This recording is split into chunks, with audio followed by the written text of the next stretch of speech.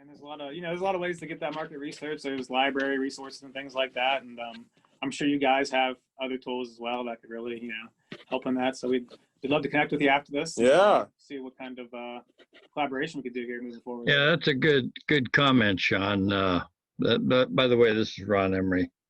Hi, guys. Hey, Good to see you. So I've got a number of questions for you. And Jesse, I'd like to start off with you.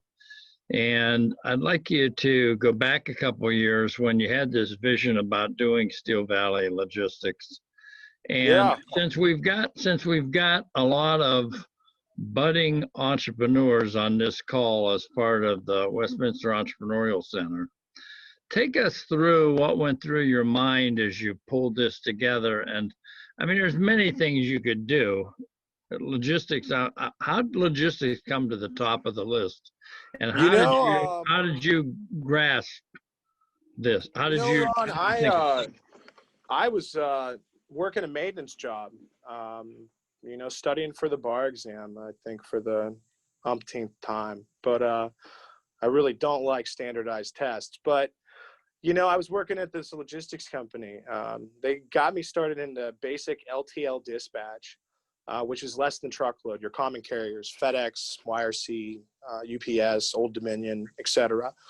And I think just with my background, education, I worked hard in law school and college. Every job I had always worked really hard. And I was exposed to, oil and gas and, real estate and all that stuff. And, obviously, the law. And I'd worked at Dalco for about a year. It was a company in Sharpsville. And they had me managing two of their largest LTL accounts. And really, it was just an opportunity to learn it. I don't think they expected me necessarily just to go full blown, committed to it. And with that, I started to show the customer, those customers, there was a different standard, in the industry. And I really thought man, I was providing some high level work. I mean, enough to the extent where I was even getting mocked by some of the employees there. And you can imagine in transportation in general that there's, you're not going to find, people that have gone to law school or, who really have even gone to college, not that I'm knocking those guys, but, I really don't discount my education. It's something I took on, I paid for it. I'm still paying for it. But it's something I think really sets us apart, all of us. We're all educated. We've all gone to college. But that experience at Dalco helped you get in your mind that you could provide a more consistent product, a higher level service level. That in this industry, that's it. You are the product. Your dispatchers. Your truck drivers. For us, it's a lot of hands-on. We really do it all ourselves. Obviously, we're not driving the trucks, but we're with the carriers. We're working with them. We're not talking down to them. We're not, a few companies out there get sued for that, but trying just to control everything. But, in that, like you said, I started to develop a better service. And then I started to get into more of just the customer service aspect in general. And I started to get into commodity insurance and classifications and really just started to develop my skills just through transportation. I just started to really, it was like taking my legal background, meshing it with transportation regulation and customer service. And that's what I ended up with. And when I started the company, the idea I had, it was just hit me one day. I think they offered me a salary that I didn't think comported to my standard skills and expertise and overall knowledge of the industry that I had attained at that point. And I just saw the glass ceiling and I said, I'm never going to break through.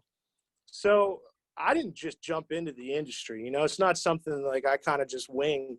And when I said I took a scholastic approach, I really did dive into just learning everything about it. To the extent, the National Motor Freight Trucking Association, the NMFTA, that's all of the common carriers run under that. And that includes the commodity classification standards. My highlight at Dalco was for a customer. I had a class changed right on the spot with one of the board of directors of the Commodity Classification Standards Board. And within that class change, I was able to save them $100,000. Just like that. You know, it was done. What? Or I almost said the carrier's name, but Well, I think they weren't that happy. They yeah, saw to that point, Jesse, I think that it's, for the younger people that are on this call, I think it's very significant to go and look at your, your first job out of school, or absolutely get that entry level job, and you say, hey, how can I learn as much as possible? Because that absolutely. goes into getting you that experience level that you can actually define your career path from. Absolutely. Absolutely. No, and that's the thing. You know, I always considered every job just, another facet of education. You know, at that point, I was getting paid to go to school. So listen, Jesse, the other thing I wanted to ask you, and take us through this, I've got a few questions here, but take us through, you talked about loans, and you talked about financing the business, and you talked about, obviously the three of you were born with silver spoons in your mouths. No, I wouldn't say none of us are. No.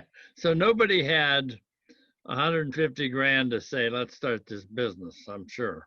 No. But take us through, how do you get, when you're in a business like this and you need cash and you don't have the startup cash, what do? You get credit. For us, it was difficult. This industry. Well, tell us a little bit about the incubator too. So both of Oh, those. yeah. No. Well, I mean, I guess I'll give you the rundown of the business and where we did start. We first started out in Hubbard, Ohio. We were just working out of a buddy's house, former partner. And we kind of developed, just got a little bit bigger. Joe came on. So we started to use Joe's house. And when we would go to book loads, I couldn't tell you how many times a carrier would just tell you, no, you're not getting approved for credit. But I learned, our ratings and everything were coming back okay. We were just a new company. So in this industry, good luck. It's just like any small business, like an actual small business, as opposed to, someone developing an app or something like that, or, that entrepreneur that's got that sexy idea. Ours is it's dirty. It's not fun. I enjoy it. That's probably why I'm what would you call me, the zealot of the group. But no, it turned into, we would just call these companies. A lot of companies in the industry are called factoring companies. So they're not necessarily banks, but they do operate as a bank for carriers. So they just back them, they give them the credit, and we would just talk them into it, one load after another. Just give us one off. We'll pay you in the 30 days, we'll pay you in 15 days, whatever. And for a long time, we were really bootstrapping it and kind of just like, we were, I guess, just back and forth. Like, we'd take on a bunch of orders. We wouldn't see the profits yet, but we'd have everything there to pay the carrier. So we built up our credit. Eventually, we started working with bigger carriers. Still today, the banks say no as far as like loans and stuff go. But, that 2 year, they said we can get a line of credit now. Well, you got to put your thumb in the scale a little bit too. And also, if there's only 2 or 3 guys, you got to have 5 different phone numbers, 5 departments. Say, I'm going to accounts payable. You want to look bigger than you are. Yep. Because, you got to take the risk too. Like, we're going to take these risks early on. We don't have the money to pay the people, but we just hope our customer pays us in time. And, we don't have money. That's really the only thing you can do. You have to take that risk. And otherwise, you're just going to just stay stagnant forever. Yeah. You got to run a mean collections game. That's one of the more difficult parts is, when you're the customer service, rep, and, you're also the sales rep and the owner, and then you got to go be like, give me my money. Like, you owe me money. You're 60 days past due. Yeah, but I think the example you guys share with that is, I mean, it's obviously best to be well funded in order to start. Oh, absolutely. No, however, you're telling us that even if we're not well funded, there's still hope for us. Oh, yeah. You can make it. That's the thing. That was just going back to that poem I read a little bit. It's just you're going to face a lot of uphill battles. But the hill's not made of ice, and you're not wearing ice skates. It's going to be difficult. I think you're going to find you're going to be doubting yourself sometimes. I'll admit to it. There was a few times there where early on where it was like, is this going to work? And you kind of just you start to humble yourself, and you kind of just keep your nose to the grindstone, and it does start to work, and you start to develop more, and you get better with it as far as skills and sales tactics. I think a big thing though that we might discount is really we started off trying to do something a little different than we did.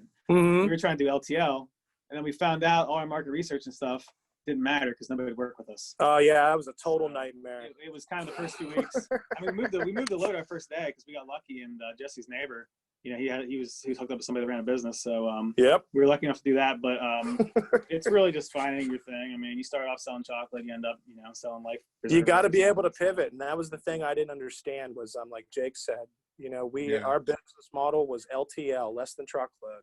I'd mastered it working at the other logistics company.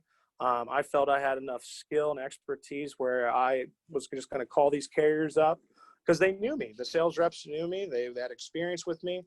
And it was just a huge no that we're not working with third-party logistics companies, and we're not adding any more to our portfolio. Right. So that was like, oh, crap. Like, what do we do now? And, we pivoted. We went and found some flatbeds, truckloads. And then, we started to work up from there. And we started to do some air shipments, ocean shipments, and Joe came along. We got that international license. And then we started to do like just domestic intermodal rail lines. And Well, I think that's a good point. So I think one of the things I'd like everybody to realize that's on the call is sometimes you got to shift away from what you're doing. So and broaden what you do. Here's a great example. So one of the students at Westminster who's been through the Westminster Entrepreneurial Center is AJ Bove. And you guys know him. Oh, so yeah. AJ is developing this glove. And so, knowing how difficult it was going to be for him to get that off the ground, and again, undercapitalized business, so not enough cash, because these are young people as a startup. Yep. And so when you find that out, one of the things I did is I said, why don't you make a glove for our ramp armor business, and this will help create some cash for you to finance some of the other stuff you're doing. So always look at, there's always more than one way to skin a cat. Oh, absolutely. And there's opportunities out there if you would just think about, what you have to do and how you have to do it. So